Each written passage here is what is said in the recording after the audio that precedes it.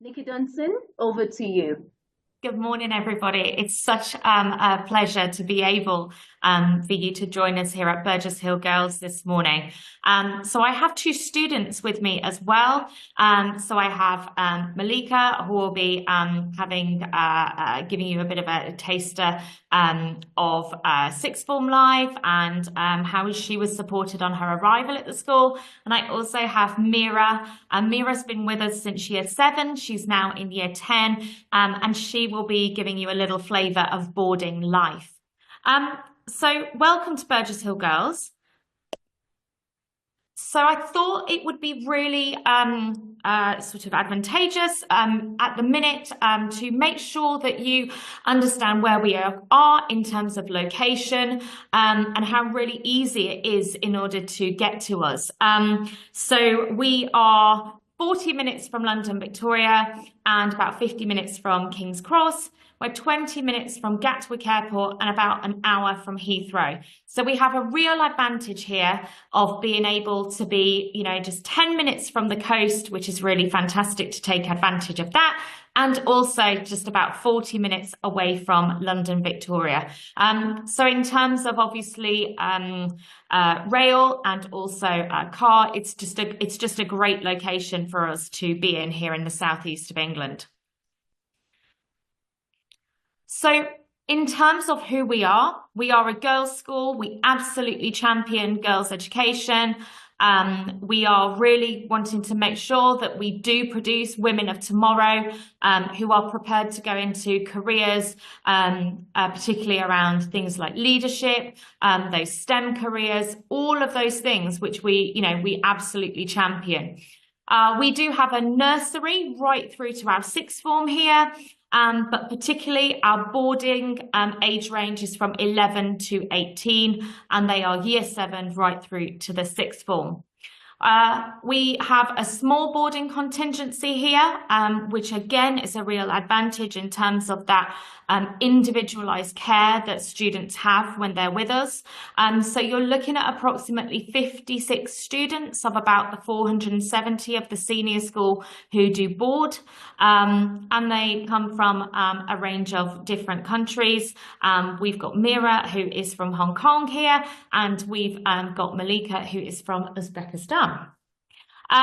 We are academically selective, but equally for us, we really want to make sure that we understand who your child is and really celebrate the individual. So it might be that she has a certain flair for something and it's not all about the academics. So while they are important, they're not the main thing that we look for when we are recruiting students.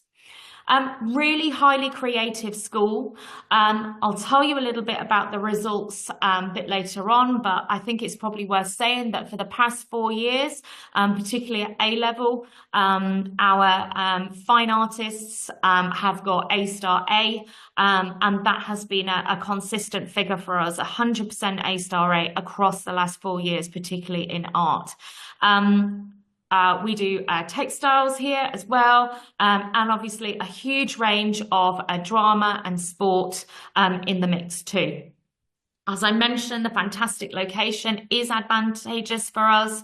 And of course, we all say that exceptional pastoral care, but for us, the relationships that students have with each other, the relationships that students have with their teachers, and that sense of community really is in the heart of what we do here at Burgess Hill Girls. We have an outstanding higher education provision and really tailored careers support. So this year we had students go off to do apprenticeships, and we also had obviously Oxbridge candidates, and we also had students who were obviously maybe just taking a gap year out before they go on to those top universities. So again, it's about that individualized, personalized, knowing those students who we've got in front of us and being able to support them along the way. We are a provider of first-rate education. We really champion the girls' education, that single-sex environment, how girls can thrive. really produce their confidence. Really great to see that kind of self-development that happens during the time that they're with us. And of course, we're always thinking about, what you get as parents. And for us, it's making sure that you really do get that great value for money. So in terms of those students that we have with us, so girls are encouraged to aim high, both academically and personally. And again, for us, like I said, it's not just about attaining those top academic results, but we've had top figure skaters, top gymnasts, top skiers. So it's really been that, that one thing that they really love and that they really want to still do while they're with us, being able to sort of facilitate those personal goals at the same time. A real reputation for leadership and innovation, particularly in our sixth form. We have the BOLD program, which is about making sure students take as much opportunity as they can to really make themselves stand out in terms of their UCAS applications. So I'll talk a little bit about the BOLD program slightly later on. Again, it's really for us that balance, and I think that's a really important word. I think students sometimes can get so involved in their academic work that it perhaps always doesn't do them the best, and therefore for us it's about balance. So making sure that they have opportunity to get out of the school, go and do something different. So for example, we've got students in year 9, 10, 11 and the sixth form who've been doing some volunteering at, for example, local care homes. So what else is it that they can sort of outreach into our community to really, advance both those personal skills and also, again, making sure that, they're really equipped for life. Making sure that girls are able to succeed in an increasingly global environment and preparing them for, jobs that perhaps don't exist yet. So, for example, we've just had our lower sixth networking dinner where we linked our sixth form students up with somebody in that particular industry or actually in the job that they want to do, to make sure that they get the work experience and careers advice from the expert in that field. Really look to develop partnerships with businesses locally. We're really lucky here. We have the likes of CEA and Edwards, which are, really local to Burgess Hill. And we also have a link with American Express. And all of these companies do come into school and they do give girls a flavour of what is happening out there in the working world. And again, I mentioned that community outreach. So that's really something that I think that giving back is an important aspect for us. So for example, we have a specific club which was set up by our sixth formers. And we have one of our leadership opportunities is an outreach leadership opportunity to make sure that the school is contributing to that wider community around Burgess Hill. So in terms of A-level results, it's really worth mentioning 91% A-star to B grades achieved, 61% of A-star to A. 50% of those who took maths scored A-star. And as I mentioned previously, that 100% taking art scored A-star to A. And that has been consistent over the past 4 years now, which, is really credible to those students. The EPQ is the extended project qualification. The students do it as part of the BOLD program in their lower six.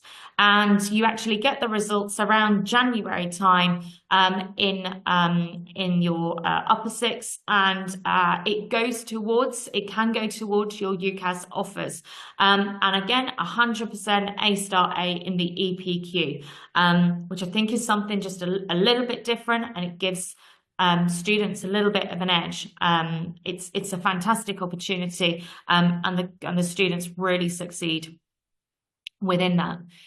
In terms of our GCSE results, 46% grades 9 to 8, and 60% of all our entries last summer were graded 9 to 7. Again, I mentioned the strengths in the creative arts, 100% 7 to 9 in arts and music, and 65% in those STEM subjects.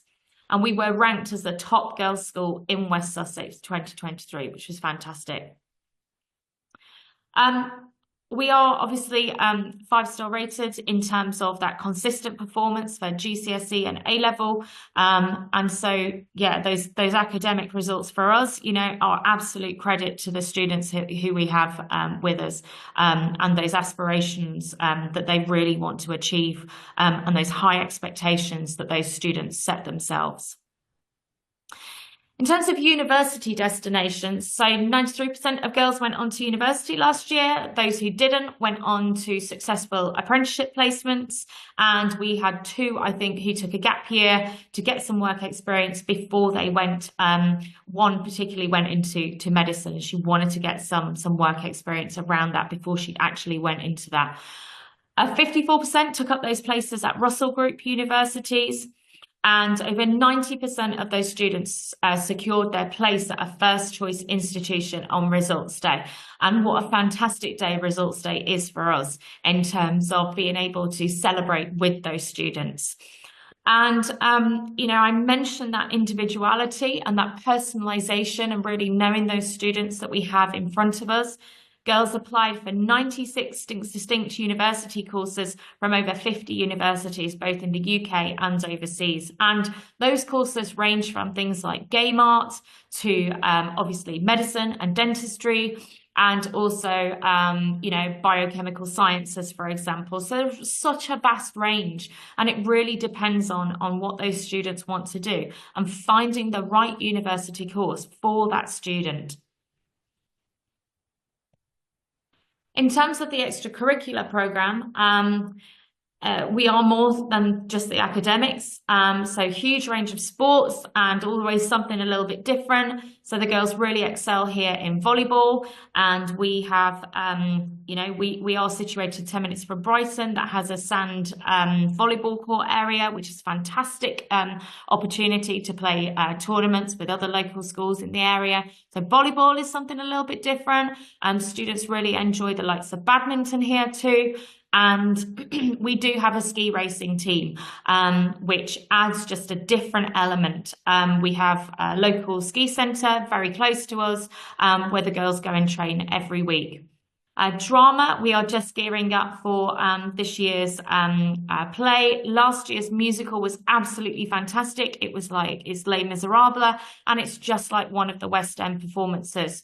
There's usually a lower school and an upper school production each time. And it's not just about those students who are performing on the stage. It's about things like costumes, set, you know, props, backstage crew. You know, how can we make sure that all students, no matter whether they're performers or not, can really get involved with those things? And I go back to that community element. The arts, you know, music. We have a full music program here in terms of making sure that students can really develop their confidence. So maybe when they're in year 7 and 8, they want to perform on a lunchtime concert rather than the big stage, and really trying to build that performance profile for them. And again, a huge range of opportunity to be able to take part within that music department. Textiles, again, something a little bit different. We've just completely had a redevelopment of our textiles and arts area, which has been a real asset, I think. And the girls have got a much more defined area in which to be able to do those textiles, you know, get their creative juices flowing, let's say. Astronomy is hugely popular here. Our physics department, hugely passionate, and we have been taking advantage to go to a local observatory and kind of do some evening trips to be able to, go forth with our astronomy. Public speaking and debating, again, really developing those aspects of tomorrow's women. and making sure that girls are able to speak out and speak passionately about things that they're interested in. So we're very lucky to have a local debating league, and yeah, our girls really thrive doing that. Our engineering education scheme, I mentioned the links with local businesses, which again, a real advantage here.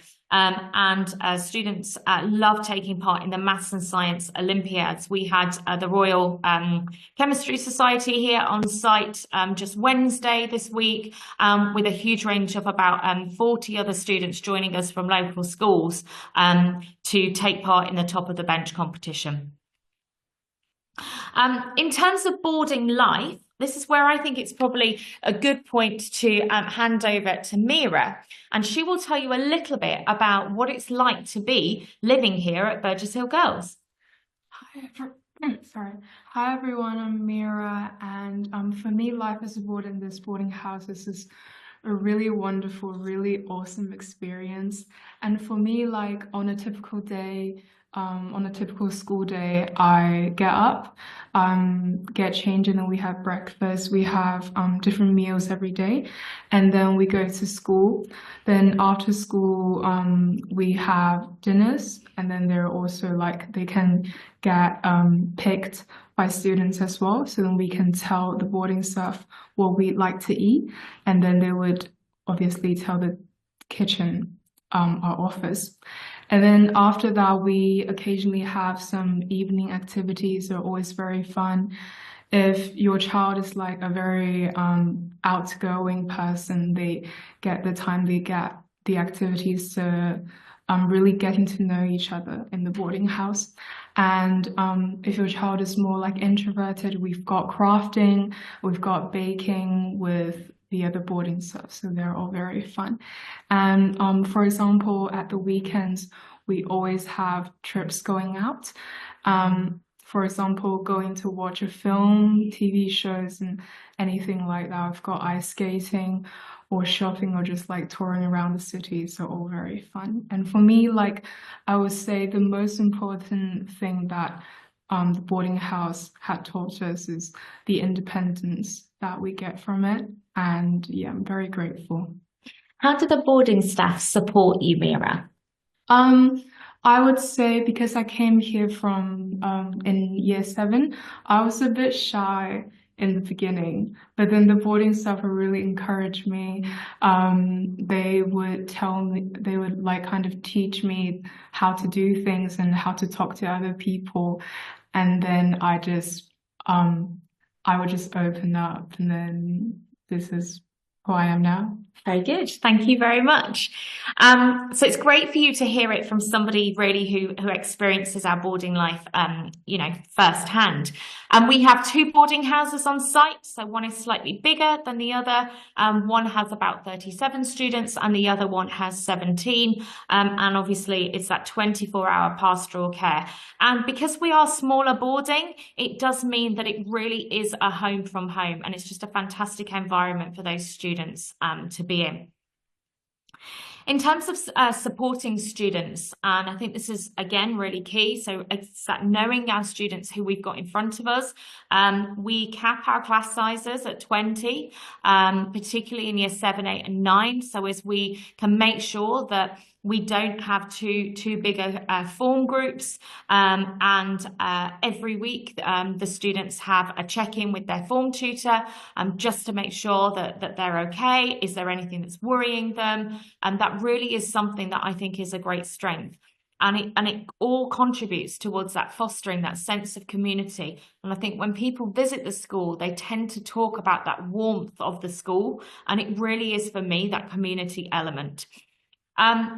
I talked about the small form groups already, but there's a lot of opportunity for inter-year group socialisation through different house activities. So we have a vertical house system, as I'm sure many schools do. But for us, it's fostering, things like poetry competitions, inter-house general knowledge quizzes, and they do rounds throughout the term, and then there'll be a big final at the end of the term. It's all of those things which contribute to not just knowing those students in your year group, and developing that year group community, but much wider than that. And our sixth form students are absolutely fantastic leaders in being able to sort of, bring younger year groups with them. For me, that integration between day and boarding is something which is really important. So making sure that those boarding students do feel welcome when they sort of leave the boarding houses and come up to the day school with the other day students is a really important element. And again, that allocation of one-to-one sessions with their form tutors. We have a full-time nurse on site. And I think it's those elements that make sure that students really do feel like they absolutely know who they can go to at these points. I'm going to pass over to Malika now. So Malika joined us in September, and you joined us from Uzbekistan. Yeah. And, to tell the parents a little bit about how we supported you, I suppose, both from when you arrived and also some support that you've had throughout the sixth form too. So coming here and being new student, the staff was really, really supportive to help me settle in. The first week was full of activities that we did. We had trip to Brighton, London, go-karting, and so many more. So it was really useful when we started school as new students. And we, in the sixth form, I did not know about the UK's education system, and I didn't know what field I want to go. So school was really supportive in terms of they allowed me to choose different A levels before I made my final choice. And then we have so many outside activities and so many clubs, such as I'm part of the Make a Difference Club, where we do different sales and raise money for charities. We had recently a networking dinner where I was able to speak to different experts of different fields. Also with my business A level, we're currently launching our business enterprise challenge. And they helped me a lot to grow in confidence and improve my leadership skills as I'm part of organizing tomorrow's Women Conference. Yeah. So okay, thank you, Malika. So in terms of just a few more key things for us, we don't have EXIAT weekends. We really recognise that was a real additional cost to our parents. So throughout the school term, there are a few optional weekends out, but students and parents can choose for their students to stay in our boarding houses over the weekends. In terms of that contact for you with parents, we do try and make sure that we have increased our contact and those touch points, and that personal contact with you as parents for us is again really important. So at the beginning of each year, you would get a personal phone call from the form tutor, so as you absolutely knew who it was from the outset. And when the students arrive, they also have an interview with the boarding house staff, so as we can work out what they like, what they don't like, what they're worried about, and we can circulate that to our members of staff, so as they absolutely know that student who they have in front of them. In terms of well-being, it's something that I'm really passionate about, making sure that those students do feel supported. And we've tried lots of different well-being aspects and activities in the boarding house, again, to make sure that those students do feel supported. We do run a boarding induction week, so that happens around about 5 days before the term starts. It comes at not an additional cost to parents, but 5 days before, as Malika said, there's lots of different activities, lots of different things in order for students to get involved in, so as they feel settled in the boarding houses before they then start school. Because I think that sense of home from home and making sure that students, have got over their jet lag and do feel settled in boarding is really important. Okay, so I'm more than happy to take some questions if that would be helpful at this point. Thank you very much for your presentation. So parents, if you have any questions, please feel free to ask your questions. You can ask live. If you want to ask live, just show by a raise of hand, or you can drop it in the Q&A. Okay, I think we have one question. How does the school assess applicants to determine their suitability? Yeah, so we would do an English and a maths paper, and then students also do a Cat 4 assessment as well. And there's usually an online interview with myself to get to know the student a little bit and to understand that, you know, how much they are kind of going to get involved with our school, and what they like and what they don't like, and any worries or questions that they have at that point. Okay. So in the absence of any more question, I'd like to say thank you for your presentation.